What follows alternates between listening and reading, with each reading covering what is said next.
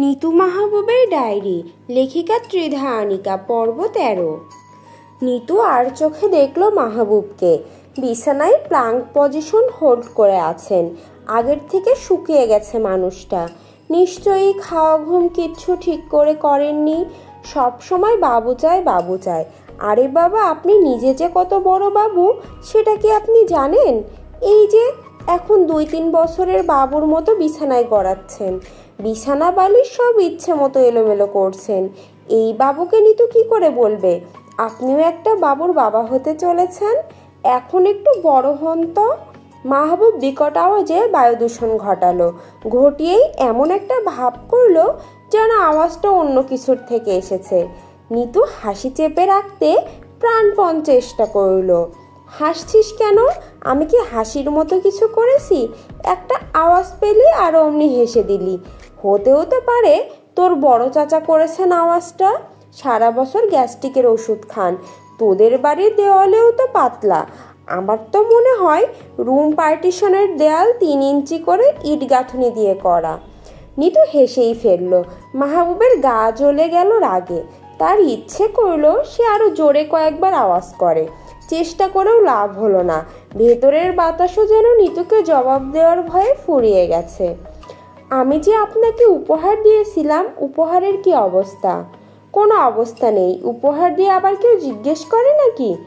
আমি কিন্তু বলেছিলাম পাথর দুটো বাচ্চা দিলে আমায় দিয়ে দিতে। আমি পেলে পুষে বড় করব। মাহবুব গম্ভীর স্বরে বলল, অ্যাবসার্ড, দুনিয়ার যত সব অ্যাবসার্ড তুই শোনাস আমায়। পাথরের বাচ্চা পেলে পুষে বড় করবে? মাহবুবের জিকির মনে পড়ে গেছে। সে প্রাণ মনে জিকির করতে লাগলো। ওগুলো আছে না ফেলে দিয়েছেন? ফেলবো কেন? আমি কি তোর মতো নাকি? ওগুলো বেশ যত্নেই আছে। এবার থেকে গিয়ে স্ত্রী পাথরটার আলো ভালো করে খেয়াল রাখবেন, বেশি বেশি যত্ন করবেন। মাহবুবের ইচ্ছে করলো নিতুকে মাথায় তুলে একটা আছাড় দেয়। তাও সে নিজেকে সামলালো। পাথরের যত্ন করা শেখানো হচ্ছে, আরে নিজের বরকে যে অযত্নে মেরে ফেলা হচ্ছে, তার কি হবে? স্ত্রী পাথরটাকে বেশি ভারী কাজ করতে করতে দেবেন না, সবসময় স্ট্রেস ফ্রি রাখবেন। বুঝবো কি করে কোনটা স্ত্রী পাথর? বুদ্ধি করে বের করবেন, রেগুলার ডক্টর দিয়ে চেক আপ করাবেন। এত সব কেন করতে হবে? পাথরে কি প্রাণ চলে এসেছে? পাথরটা কি তোকে ফোন করে বলেছে তার যত্ন আত্মি চাই? ফোন করতে হবে কেন? আমি তো জানি স্ত্রী পাথরটা মা হতে যাচ্ছে, তাই বললাম আর কি। মাহবুবের মনটা আরো খারাপ হয়ে গেল। নিতুটা কি তাকে আজগুবি সব কথা বলে বলে মাথা খারাপ করে দিতে চায়? সে তো নিতুর কাছে কিছুই চায় না, শুধু একটু আদর চায়। নিতু থাকুক, নিতু সব নিয়ে ভালো থাকুক। অথচ নিতু কি করছে? পাথরের বাচ্চা নিয়ে চিন্তা করছে। পাথরের নাকি বাচ্চা দেবে। আরে বাবা, তুই আমাদের বাচ্চা নিয়ে চিন্তা কর না। কাছে আয়, আমার গলা ধরে বাচ্চা হওয়ার কথা বল। আমাদের অনেক ফুটফুটে বাচ্চা হবে। আমরা তাদের সঙ্গে খেলবো, সমুদ্র তীরে বেড়াতে নিয়ে যাব, দৌড়াতে দৌড়াতে হয়রান হলে বালিতে শুয়ে গড়াগড়ি খাবো, বালির ঘর বানিয়ে তাতে ঢিল ছুড়বো। বারবার এমন আশা করে বললে আল্লাহ পাক তো একবার না একবার শুনবেনি। পাথরের বাবুর কি নাম হবে আমি ঠিক করে নিয়েছি। আপনার কোনো নাম ঠিক করা থাকলে বলবেন, আমি ভেবে দেখব। তুই নিশ্চিত পাথরের বাবু হবে? না হয়ে তো কিছু বলছি না। মাহবুব বিদ্রুপের নিঃশব্দ হাসি হাসলো। আজ তো একটা মানুষ হয়েই সে কিছু করতে পারছে না, আর সেখানে পাথর নাকি বাচ্চা দেবে। পাথর কি করে বাচ্চা দেবে? পাথরের কি স্পাম্প আছে? এবার গিয়েই মাহবুব পাথর দুটো ভেঙে গুঁড়ো করে ফেলবে, হলুদ মশলা তেল দিয়ে রান্না করে খেয়ে ফেলবে। অনেক হয়েছে পাথর দানের ভালোবাসার নাটক খেলা। মাহবুব তড়াক করে লাফিয়ে উঠে বসলো। আচমকা তার মনে অদ্ভুত একটা ব্যাপার চলে এলো। সে লাফ দিয়ে ছুটে গেল নিতুর কাছে। নিতুকে কোলে নিয়ে বিশাল আওয়াজে চেঁচিয়ে উঠল, মাই গড, তুই কি বললি? আমাদের বাবু হবে? আমাদের কে বলল পাথরের হবে? ওই পাথর দুটোই তো আমরা। যেদিন আমায় দিয়েছিলি সেদিনই আমি বুঝে গেছি সাদা ঝকঝকে পাথরটা আমি, তাই না? আর গ্রে পাথরটা তুই। আপনি সাদা পাথরটা? তো আমার মনটাই তো সাদা। কিন্তু তোর রিপোর্ট নেগেটিভ কেন এলো? ল্যাবের এরা কি তাহলে স্যাম্পল চেঞ্জ করে দিয়েছে নাকি ভুল রিপোর্ট? নিতু ভীষণ শব্দ হেসে উঠল। ল্যাবে তো সে ইউরিন স্যাম্পল দেয়নি, ট্যাপ থেকে নর্মাল পানি দিয়ে দিয়েছে। তুই ইচ্ছে করে কাঠি নেড়েছিস তাই না? মাহবুব নাকে নাক ঘষল নিতুর। চুমু খেলো নিতুকে, কান্না পাচ্ছে তার, চিৎকার করে কান্না পাচ্ছে। এত ভালো খবর সে তার এই জীবনে কি আর শুনেছে? আচ্ছা, নিতুকে কোলে করে একটা দৌড় দিলে কেমন হয়? দৌড়াতে দৌড়াতে পৃথিবীর শেষ মাথায় চলে যাবে সে। হয়তো সেখানে গেলে বাবার সঙ্গে তার দেখা হয়ে যাবে। বাবার গলা জড়িয়ে ধরে বলবে, বাবা প্লিজ কংগ্রাচুলেশন মি, আমি বাবা হচ্ছি। তোমার দুটো ছেলে মেয়ের কোনোটাই তো কোনো পদের হলো না। আমার বাবু দেখবে কেমন বিশ্বছেরা ভালো মানুষ হয়। নিতু বিরক্ত স্বরে বলল, আপনি কাঁদছেন কেন? এত বিশ্রী লাগছে। কান্নার কোনো ইনোসেন্স নেই আপনার, দেখতে ডাকাতের মতো লাগছে। মাহবুব কান্না আটকালো না। এবারই নিঃশব্দ কান্নায় যোগ হলো শব্দ, বাচ্চাদের মতো ভেউ ভেউ করা আওয়াজ। নিতু সময় দিল কিছুক্ষণ। কেঁদে নিন পাগলটা মন ভরে। আমি খুব দুর্বল টাইপের পুরুষ, তাই না রে নিতু? কেমন বোকাদের মতো কাঁদছি। বীর পুরুষেরা নিশ্চয়ই এমন কাঁদে না। বিয়ের পর তুই কতবার আমার কান্না দেখলি। এত শিসকাদুনে হয়ে গেছি আমি। নিতু হাত বোলালো মাহবুবের মাথায়, গাঢ় আদরে চুমু খেলো কপালে। আপনি অনেক স্ট্রং মনের মানুষ, জোর দরকার কারো সামনে এমন কেঁদে ফেলার জন্য। মনের অনেক জোর দরকার, অনেক মনের জোর। অনেক কম পুরুষই এমন মন খুলে কাঁদতে পারে। দেখি নামান তো আমায় কোল থেকে। নিতু প্রেগনেন্সি রিপোর্টটা মাহবুবের হাতে দিয়ে মুখোমুখি বসলো।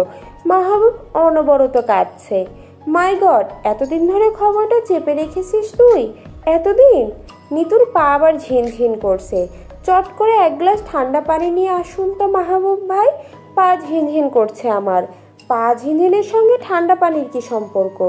শত্রুতার সম্পর্ক। ঠান্ডা পানি খেলে আমার পা ঝিনঝিন ছেড়ে যায়। মাহবুব ছুটে গিয়ে বরফ কুচি দিয়ে পানি আনলো। কিন্তু ঢক ঢক করে পানি খেলো। আর এক গ্লাস আনুন, ঝিনঝিন ছাড়েনি। মাহবুব গ্লাস হাতে আবার ছুটে গেল। তার মনে হলো এই পৃথিবীতে এই মুহূর্তে সে সবচেয়ে ব্যস্ত মানুষ, যে অনন্ত অপরিমেয় সুখে ব্যস্ততার ব্যস্ত। এই ব্যস্ততার সমাপ্তি সে চায় না। মাহবুব ঠান্ডা পানি নিজেও এক গ্লাস খেলো। ফিসফিস করে বলল, অসংখ্য ধন্যবাদ করুণাময়, অসংখ্য ধন্যবাদ। এই অধমকে তুমি এত সুখী করেছো। মাহবুবের চোখ ভিজলো আবারও অঝোর ধারায়। সর্বশক্তিমানের এত দয়া পেয়েছে সে। এত দয়া তো সে যোগ্যই নয়। সে যে সামান্য অতি তুচ্ছ হাতে গোনার বাইরের মানুষ। জুন মাসের একদিন সকালবেলা নিতু বাথরুমে বমি করছে। মাহবুব তোয়ালে হাতে পাশে দাঁড়িয়ে দোয়া ইউনুস পড়ছে। নিতুর বমি দেখলেই তার মাথা ঘোরে। চোখে সে অন্ধকার কালো ফোটা ফোটা অদ্ভুত সব জিনিস দেখে। কেন যে সে বাবু চেয়েছিল? নিতুটা এত কষ্ট পাবে জানলে সে সারা জীবন জুতার মালা গড়াই পরে বাবা নাহার অপবাদ নিয়ে ঘুরত। নিতু ক্লান্ত স্বরে বলল, টুল আনুন, বসবো। মাহবুব তৎক্ষণাৎ কোলে তুলে নিল নিতুকে। কোলে নিয়েছেন কেন? নামান। বসবি বললি বিছানায় নিয়ে যাচ্ছিলাম, আমি এখানেই বসবো। মাহবুব ছুটে গিয়ে টুল আনলো, লেবুর শরবত আনলো। তোয়ালেতে যত্ন করে মুখ মুছিয়ে দিল নিতুর। এক ঢোক শরবত খা। শরবত খাবো না, ডালিম দিয়ে ডালিম খা। দেখি সামনে থেকে সরুন, বিরক্ত লাগছে। কি পেটে ঢুকিয়েছেন আমার বলুন তো? আপনি মানুষ ভেজাল, আপনার জিনিসেও ভেজাল। বমি করতে করতে তো মরেই যাব মনে হচ্ছে। মাহবুব মাথা নিচু করে নিতুর পেছনে গিয়ে দাঁড়ালো। এই সব কষ্ট যদি সে নিতুর থেকে একটানা নিজের কাছে নিয়ে আসতে পারত। নিতুর এই কষ্ট তার সহ্য হয় না একদম। মাহবুব পেছন থেকে ডালিমের বাটি নিতুর সামনে বাড়িয়ে ধরলো। আমি বাথরুমে বসে ডালিম খাবো? আক্কেল নেই আপনার। বারান্দায় নিয়ে যাই, ওখানে বসে খাবি। বমি পেলে আমি বালতি ধরবো। মাহবুব কোলে নিল নিতুকে, বারান্দায় বসিয়ে দিয়ে মুখ তুলে নিতুকে ডালিম খাওয়াতে লাগলো। একটু খেয়ে নিতু বাটি সরিয়ে দিল। বমি পাচ্ছে, বাথরুমে নিয়ে চলুন। এখানে কর, আমি বালতি ধরছি। বললাম না বেসিনে নিয়ে চলুন। মাহবুব নিতুকে কোলে করে বেসিনে অবধি আসার আগেই নিতু বমি করে মাহবুবের সমস্ত গা ভাসিয়ে দিল। মাহবুব ফিসফিস করে বলল, আল্লাহ তুমি মাফ করো, আল্লাহ তুমি মাফ করো। আশ্চর্য, বমি দেখে নাক ছিটকাচ্ছেন কেন? বমি কি আমি করছি, না আপনার কারণে করছি? এই বমির জন্য কে দায়ী বলুন, কে দায়ী? মাহবুব মলিন মুখে বলল, বমির জন্য আমি দায়ী, আমি 100 বার দায়ী। তুই বমি কর নিতু, আরাম করে বমি কর, আমি আছি তো। তাও আমার বাবু আর তুই একটু আরাম পা, স্বস্তি পা। তোর এই কষ্ট আমার একটু ভালো লাগে না নিতু, একটুও না। তোর কষ্ট দেখলে ইচ্ছে করে বাবুটা আমি পেটে ঢুকিয়ে নিই, আমি মা হই, তুই আরাম করে ঘুমো, খা, দিন কাটা। তোর সব কষ্ট আমার হোক, তোর সব কষ্ট আমার হলেই তো আমি সুখী হই। নিতু আরও একবার হড়বড় করে বমি করে গা ভাসালো মাহবুবের। তার টি শার্টের পকেট ভর্তি হয়ে গেছে বমিতে। মাহবুব বিড়বিড় করতে লাগলো, ইয়ামাবুদ মাফ করো, ইয়ামাবুদ রক্ষা করো। আগস্ট মাসের একদিন মধ্যরাত। মাহবুব হাত পাখায় বাতাস করছে নিতুকে। ইদানিং ফ্যান ছাড়লে নিতু নিঃশ্বাস ফেলতে পারে না, এসি ছাড়লে হাসি দিতে শুরু করে। সারা রাত তাই হাত পাখায় আস্তে আস্তে নিতুর মাথায় বাতাস করতে হয়, অথচ গরমে মাহবুবের প্রাণ যায় এমন অবস্থা। মাহবুব ভেবেই পায় না পেটে থেকে একটা বাবু কেমন করে নিতুকে এত কষ্ট দিচ্ছে। পেটের ভেতর থেকে যার এত ক্ষমতা, সে বাইরে এলে না জানি কি করে। মাহবুব তোয়ালেতে নিজের ঘামে ভেজা শরীরটা মুছল। নিতুর ঘামের গন্ধ পেলে আবার বমি করবে। নিতু জেগে উঠল। কি হলো, পানি খাবি, জুস, কমলা ছিলে দি? বাথরুমে যাব, হেঁটে যেতে পারবো না, পা ঝিনঝিন করছে। মাহবুব কোলে তুলে নিল নিতুকে। ইদানিং এত ভারী লাগে নিতুকে, ভাগ্যিস সে ট্রেনিং করেছিল, না হলে কবেই হয়তো কোমরটা ভেঙে যেত। বাথরুমে যাওয়ার আগে নিতু বলল, তাড়াতাড়ি করুন, লিক হচ্ছে আমার। দরজা অবধি যেতে যেতে নিতু ভিজিয়ে ফেলল মাহবুবকে। মাহবুব খুবই খুশি হয়েছে, এমনভাবে বলল, আমি এক্ষুনি চেঞ্জ করে দিচ্ছি তোকে। নিতু রাগি চোখে তাকালো। আপনার সন্তানের মা হওয়ার আগে আমার বোঝা উচিত ছিল, যার বাবা এত বদ তার সন্তান তো রক্তপানি করে ছাড়বেই আমার। এই যে ঘটনাটা ঘটলো, এতে কি আমার দোষ বলুন, আমার দোষ?